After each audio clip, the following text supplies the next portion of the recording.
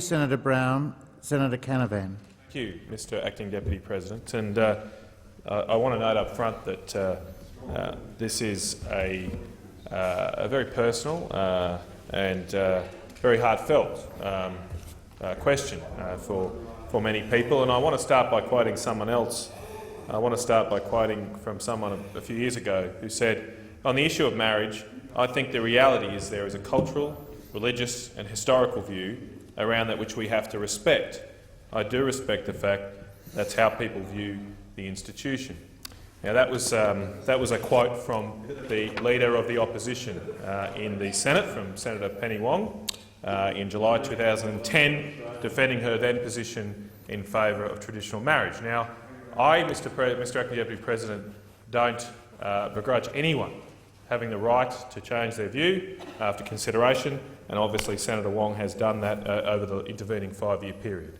But she obviously had a different view 5 years ago, and I still have a view, and I haven't changed my view over that period, that in support of keeping the current definition of marriage. And I respect other views, and I'm not trying to make any comment on the Leader of the Opposition, but I do note from senators opposite sometimes I don't feel that respect coming through in their contributions in this chamber on this debate, including from some senators who have changed their views in very short spaces of time.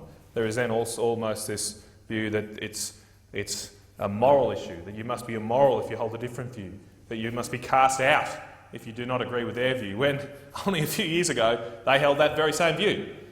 And that to me seems anomalous and seems something that cannot be held up to right and proper scrutiny in this debate. And I'd also say that there are still Labor senators who support traditional marriage, and I speak to some of them sometimes. Sometimes they freely admit their support, that they continue to support traditional marriage, except you'd never hear them in this chamber.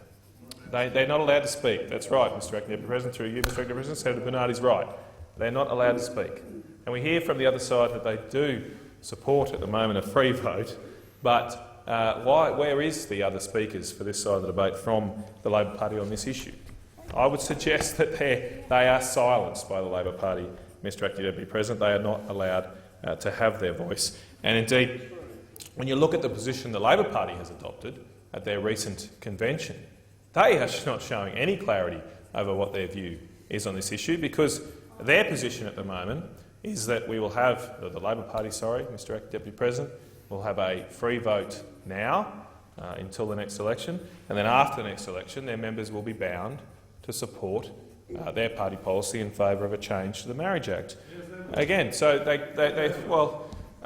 through you, Chair, Senator Sullivan, I don't know how it works, because they come in here and call on us to adopt a free vote policy, but then their free vote policy has a time limit on it, and then they'll adopt a binding vote over that. So I'm not exactly sure where their criticism is coming from for our position of maintaining a party policy on this issue. Indeed, I noted that the first speaker on this MPI today was Senator Gallagher, and I wasn't here for her contribution, unfortunately, but a few months ago she very succinctly summarised the dichotomous view here of the Labor Party. She was asked in a press conference a few months ago, "Do you support a conscience vote in the Labor Party on this issue?" And Senator Gallagher responded, "Well, I do support a conscience vote." Later on in the same interview, the very same interview, she said, "Myself, I do support a binding vote in the party." And then she was asked the logical question after those two seemingly contradictory positions, "Are you saying you support a binding vote or a conscience vote within the Labor Party?" Senator Gallagher said, "Well, I support both." Well, I don't know. I'm not getting any clarity from that position, but that is actually the Labor Party's position right now. Senator Gallagher was criticised quite strongly for it at the time, but that is what the Labor Party actually ended up adopting at their conference only a few months ago. What we have done, what the Coalition adopted last week, was to maintain our party position, which has been a position for some time, in support of a view that marriage is between a man and a woman, as it has been for centuries. That's how we believe it should be defined and remain defined. Now, we do have different views in our political parties, our respective Liberal and National parties, and I have no problems with that.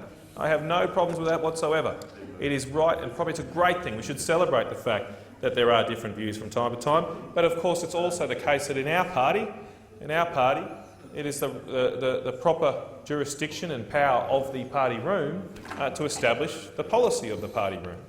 And there was a lengthy debate last week where every member got to speak. This is an important issue in my view. Everyone was allowed to make their contribution, and at the end of it, the clear majority was in favour of maintaining our party policy position. And I actually think that there should be great respect given to our Prime Minister that he gave that time of his, it was about 6 hours, to hear all of his party members' views, and then respect the views that were in the party room and adopt those as now the party room's policy. Now, we have also said that there should be a people's vote after the next election on this issue, and I think it's actually really important. It's significant. It's such a significant issue that we should be deliberative about this change, that it's not something we should rush into. We hear from the other side there's this delay and too much time. Well, we have had this view, and not just us, every culture known to man has had a position that marriage is between a man and a woman for more than 5 centuries. More than 5 centuries. And apparently by taking 5 years to make a change to a Marriage Act is too long. Well, I reject that view. I think the Marriage Act is very important. I think the definition of marriage is extremely important. I believe the nurturing of a child in a relationship with a married mother and father is the best outcome, the ideal outcome for a child. Notwithstanding there are other very, very good parents, the ideal outcome is to have the biological mother and father remain married and provide the care for that child. And that's not something I hold from any religious or personal view. It's something I hold from a very extensive and clear-sighted look at the literature in this area. The technical literature in this area is very, very clear. The best outcome for a child's development is to be nurtured by a mother and father who remain married. And in my view, that's one of the key reasons why this institution has evolved. We come into this place sometimes and think we know best. We know what's best for humanity in the world, without due respect for the institutions that have evolved over time in our human culture to properly reflect the problems of humanity. And this institution is something that has evolved over decades and centuries to form around the relationship of a man and a woman, and I believe it's been formed for a very clear reason, that while it is the right and proper area for institution for children to be raised today, it was the right and proper institution for children to be raised 5 centuries ago as well. And that's why it's adopted, and we should be very careful before we tinker with an institution that has lasted the test of time, and I believe it's the right choice to allow the Australian people to make that choice after a lengthy and considered debate.